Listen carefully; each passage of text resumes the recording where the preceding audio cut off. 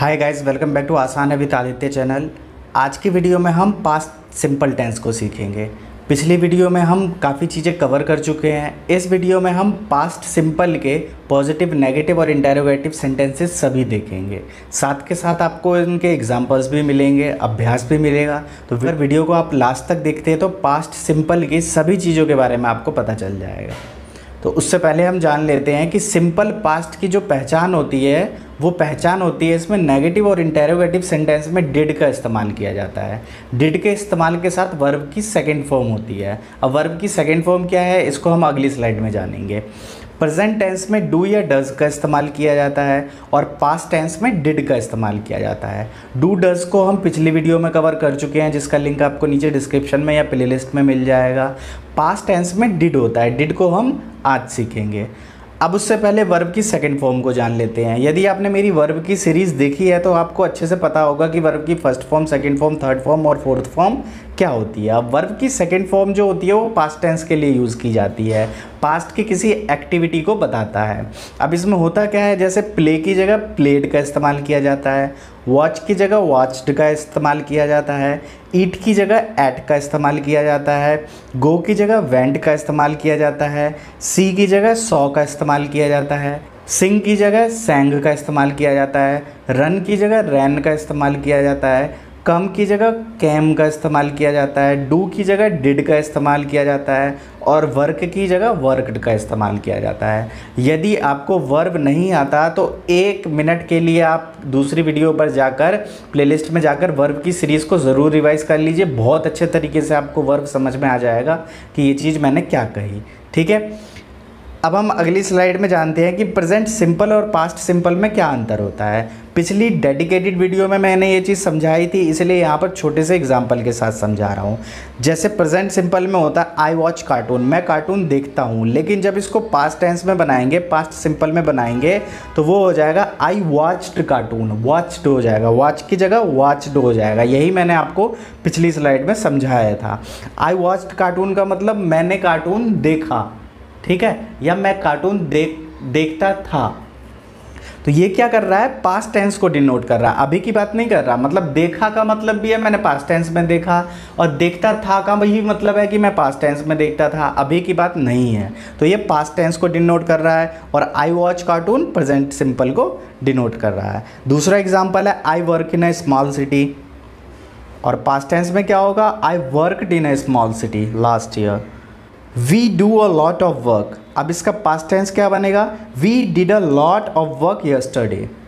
इस स्लाइड में हम इसके पॉजिटिव, नेगेटिव और इंटेरोगेटिव सेंटेंस सीखेंगे। तो पहले पॉजिटिव सेंटेंस देखते हैं। पॉजिटिव सेंटेंस में क्या होता है, वर्ब की सेकंड फॉर्म का इस्तेमाल किया जाता है। गौर कीजिएगा, जब हम पास्ट सिंपल पास्ट करते हैं और उसके पॉजिटिव सेंटेंस में वर्ब की सेकंड फॉर्म का इस्तेमाल किया जाता है, जबकि नेगेटिव और इंटेरोगेटिव सेंटेंस में फर्स्ट फॉर्म का यूज़ किया जाता है। सिर्फ वर्ब की सेकंड फॉर्म का इस्तेमाल सिर्फ पॉजिटिव सेंटेंसेस में किया जाता है, जिसके एग्जांपल आपके सामने हैं। आई सॉ, मैंने देखा, वी एट, हमने खाया, यू न्यू, आप जानते थे, दे लॉस्ट, उन्होंने खोया, ही डिड, उसने किया, शी मेड, उसने बनाया। ठीक है, ये हमारे क्या थे, पॉजिटिव सेंटेंसेस थे पास्ट सिंपल के। अब नेगेटिव सेंटेंस में क्या होता है, डिड नॉट लग जाता है। अब आप डिड नॉट कहें या डिडंट कहें एक ही बात है, ये इसका कॉन्ट्रैक्शन है। अब इन पॉजिटिव सेंटेंसेस का नेगेटिव क्या बनेगा, I didn't see, I didn't eat, you didn't know, they didn't loose, he didn't do, she didn't make. अब ये सारे हमारे नेगेटिव सेंटेंस हो गए। डिड नॉट के बाद हमेशा वर्ब की फर्स्ट फॉर्म आएगी, ध्यान रखना है। डिड के बाद हमेशा वर्ब की फर्स्ट फॉर्म आएगी, चाहे डिड नॉट हो या डिड हो, उसके बाद हमेशा वर्ब की फर्स्ट फॉर्म आएगी, यहाँ पर सेकंड फॉर्म नहीं आएगी। अब बढ़ते हैं इसके इंटेरोगेटिव सेंटेंस में। इंटेरोगेटिव सेंटेंस में क्या होगा, जो हमारा डिड है वो पहले आ जाएगा। इसमें डू और डज वाला झंझट नहीं है कि आई वी यू दे के साथ क्या आएगा, ही शी इट के साथ क्या आएगा। पास्ट टेंस में सब के साथ डिड आता है, ठीक है। तो उसमें क्या होगा, इंटेरोगेटिव सेंटेंस में डिड पहले आ जाता है, जैसे कि आप तीनों में डिफरेंस देख रहे हैं। Did I see, did we eat, did you know, did they lose, did he do, did she make, ये इसके क्या थे, इंटेरोगेटिव सेंटेंस थे। अगर आप इंग्लिश सीख रहे हैं तो सभी चीज़ों को इंग्लिश में जानना बहुत ज़रूरी है। और ये जितनी भी चीज़ें मैं करा रहा हूँ सभी बहुत बेसिक स्ट्रक्चर्स हैं, छोटे छोटे से एग्जाम्पल के साथ, सिंपल IVU दे के साथ मैं इन सेंटेंसेस को बना रहा हूँ। तो आप इन सब चीज़ों को अगर अच्छे से देखेंगे तो बेसिक लेवल पर बहुत अच्छे हो जाएंगे आप, बेसिक में आप कभी कमज़ोर नहीं रहेंगे।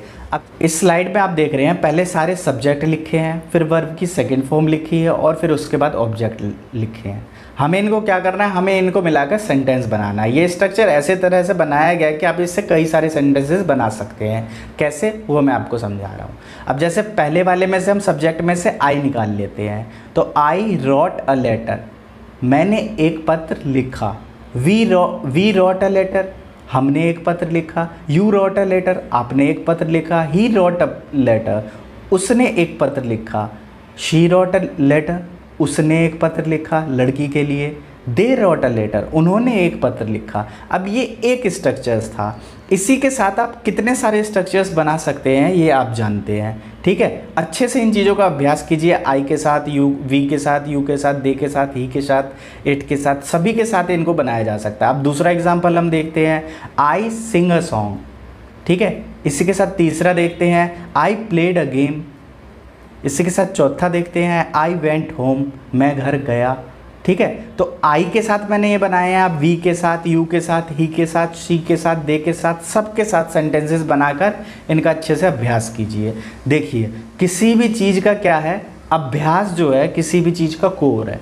जब तक किसी चीज़ में अभ्यास नहीं होगा, बोलने के लिए बोलने का अभ्यास करना पड़ता है, लिखने के लिए लिखने का अभ्यास करना पड़ता है। जिस चीज़ का आप जितना ज़्यादा अभ्यास करेंगे उस चीज़ में उतने बेहतर हो जाएंगे, बशर्ते आप किस चीज़ में कितना अभ्यास कर रहे हैं। जब तक अभ्यास नहीं करेंगे तब तक पॉजिटिव रिजल्ट्स आपको दिखाई नहीं देंगे। सभी चीज़ें इस वीडियो में बहुत इजीली बताई गई है। तो ये सभी हमारे पॉजिटिव सेंटेंस थे। अब नेगेटिव में क्या होता है ये हम पीछे ही सीख चुके हैं। क्या होता है, नेगेटिव में डिड नॉट लग जाता है, ठीक है, और डिड ही आता है, इसमें डू या डज नहीं आता। पास्ट सिंपल में डू या डज नहीं आता, डिड आता है। प्रेजेंट सिंपल में डू या डज आता है, ठीक है। अब जैसे उसमें देखते हैं हम, I did not write a letter, मैंने एक पत्र नहीं लिखा। We did not write a letter, हमने एक पत्र नहीं लिखा। You did not write a letter, आपने एक पत्र नहीं लिखा। अब बाकी आप खुद बनाइए। अब दूसरा स्ट्रक्चर देखते हैं, I did not sing a song, मैंने एक गाना नहीं गाया। We did not sing a song, हमने एक गाना नहीं गाया। You did not sing a song, आपने एक गाना नहीं गाया। हो गया। इसी तरह और सेंटेंसेस बनाइए। अब तीसरा देखते हैं, I did not play a game, मैंने गेम नहीं खेला, मैंने खेल नहीं खेला। I did not go home, मैं घर नहीं गया। We did not go home, हम घर नहीं गए। You did not go home, आप घर नहीं गए। तो इस तरह से ये जो एक स्ट्रक्चर है, बहुत सारे सेंटेंसेस बनाए जा सकते हैं। ये आप पर डिपेंड करता है, एक स्ट्रक्चर जो ऊपर दिया गया है उससे 20 सेंटेंसेस बनाए जा सकते हैं। तो उन 20 सेंटेंसेस को बनाइए अगर आपके सभी चीज़ें समझ में आ गई हैं। अब इसका इंटेरोगेटिव सेंटेंस हम देखते हैं। इंटेरोगेटिव सेंटेंस के अंदर क्या होता है, जो डिड होता है वो सबसे पहले आ जाता है, जैसे कि आपको यहाँ पर दिख रहा होगा, डिड सबसे पहले आ गया। अगर डू, डज या डिड सबसे पहले आया है तो इसका मतलब है कि उसको उस वाक्य में कुछ ना कुछ सवाल पूछा गया है और इसके लास्ट में क्वेश्चन मार्क होता है, जैसे कि आप थर्ड वाली लाइन में देख सकते हैं कि वहाँ पे क्वेश्चन मार्क है। अब ये क्या बना, did I write a letter, क्या मैंने एक पत्र लिखा। Did we write a letter, क्या हमने एक पत्र लिखा। Did you write a letter, क्या आपने एक पत्र लिखा था। मतलब लिखा पे ख़त्म हो, आ पे ख़त्म हो या था हो। तो इंग्लिश में सेंस के हिसाब से टेंस अलग अलग होता है, अलग अलग सेंटेंस अलग अलग सेंस देता है। हमें सेंस पकड़ना पड़ता है कि कहाँ पर किस वाक्य का क्या सेंस बनता है, ठीक है। एक ही बात को कई तरह से कहा जा सकता है। अब इसका दूसरा एग्जाम्पल देखते हैं, did I Singh a song, क्या मैंने एक गाना गाया या मैंने एक गाना गाया था। Did we sing a song, did you sing a song, did he sing a song, did she sing a song, did they sing a song, ठीक है। ये इसके कई सारे स्ट्रक्चर्स बन गए अलग से। अब अगला देखते हैं, did I play a game, क्या मैंने एक गेम खेला या क्या मैंने एक गेम खेला था।